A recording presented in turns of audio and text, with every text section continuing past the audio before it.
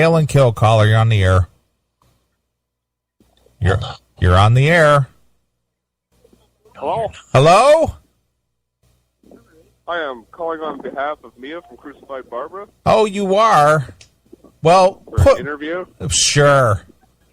Put her on the phone. Will do. Hold on. All right. Hello. Hi, is this Mia? Yeah. Hello. How are you, Mia? This is Neely and my partner, Chris Aiken. I guess Dave Tedder just could not get this thing arranged to where we could get you on and play some of your music and all that kind of stuff. Are you out in the middle of nowhere? Yes, I am actually. Sorry for calling so late. That's okay. Where are you at, Mia? I don't actually know right now. I'm in the middle of nowhere, and it's beautiful. I love it. You're in the middle of nowhere. It's beautiful and you love it, but you have no idea where you're at. No, I'm somewhere in America. Somewhere in America. Perfect. Yeah. Lost in I'm America. Boy band fan now, so I'm having a blast with the boys. It's awesome. Okay. Well, Mia, I was talking to Dave Tedder, who apparently set this up for us, and you guys are out with the girls' school promoting your new release, right? Yeah, that's correct. And so, how is that going, and how deep into the tour are you right now? We almost halfway, and it's going great. We're having a blast with the girls' school and the Velvet Black and Old James. Those all supporting tour. It's like really nice shows and like a lovely crowd that's having a blast here. So Sure. good to be back. Sure. Yeah. So you're out there to let the fans know that chicks can rock, right? Yeah, I'm sure they already know that, but we're just doing our thing, and yeah. Well, that's cool. So, what the name of your new CD is called "In the Red"? Is that true? Yeah, that's true. Okay. Well, tell us a little bit about the new disc. Yeah, I think it's definitely our best album so far. Well, It's our fourth album, before you go further than that, whenever a band puts out a new record, they all say it's the best album they've ever done. Why do you think that is? I think that no one would ever put out an album that they don't happy. I hope that bands doesn't do that. I mean, every time you do something, you want to improve, and I think that what we've been doing at least, like, you get more experience for every time, and you get new, becoming more skilled in the studio and with your instruments, and we're tighter as a band now. So I think that things are getting better each year for us. So I think this time the album process went much smoother as well. So yeah, the day I feel that we're not making better albums, then I don't think it's worth it. Sure. If we have made an album that feels like, this is not as good as the last one, then that would be a terrible day. Right. Well, Mia, what do you think separates In the Red from The Midnight Chase? What do you think makes this record a better record? My opinion, I think that what we changed from the last time, we had the same producer in studio and everything, and kind of the same gear as well. So what's changed on this one is that the writing process is a bit different from the last one. Because on The Midnight Chase, we're writing it in different ways. Like some songs were written by, for example, me at home, and brought it to the rehearsal place where we put it together, and other we wrote all together. And we realized on when the album was done that the songs that came out the best was the ones that we had worked on all together, the four of us in the rehearsal, under kind of big pressure, because it was the 2 last months before the studio time. So we decided, if we wanted to make songs that we want to make the album full of great songs, so we have to do that all the way. So we just took 6 months and spent every day in the rehearsal room a couple of hours, tried their best to find the time to do that, and just kept on writing together and jamming and trying each song. So when we were going on our first gigs, we didn't have to rehearse them at all. They were just there already. So it was a really hard time, like a lot of hard work to find inspiration to create music every day for such a long time. But the result, I think, we couldn't have made this album without all that Sure. effort. And yeah, so that's the difference. Like we put even more work into this, and I think the result is what we wanted. Sure.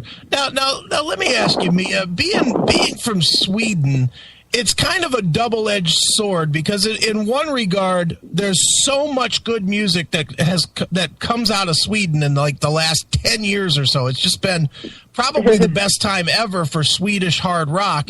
At the same time, it probably makes it very hard to break anywhere but over in Europe. It makes it, incredibly difficult to break here in the United States, don't you think?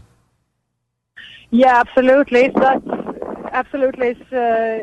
It's difficult in some ways, and we're just doing our best and try to work with people that thinks we're a great band and doing their best to promote us and book us, and like we are in our little bubble, the making albums and touring, and so we try to not focus on the difficult part of it. We're just trying to focus on the positive things, that we actually are on tour and we're doing great things and we're getting great reviews and the crowd's getting bigger each time we're in a new country or a town. So we try to just focus on the good parts of like playing music. It's hard sometimes, but Right. it's also a lot of fun. Sure. Now, who are better touring mates, the girls in Girl School or the girls in American Dog? American Dog.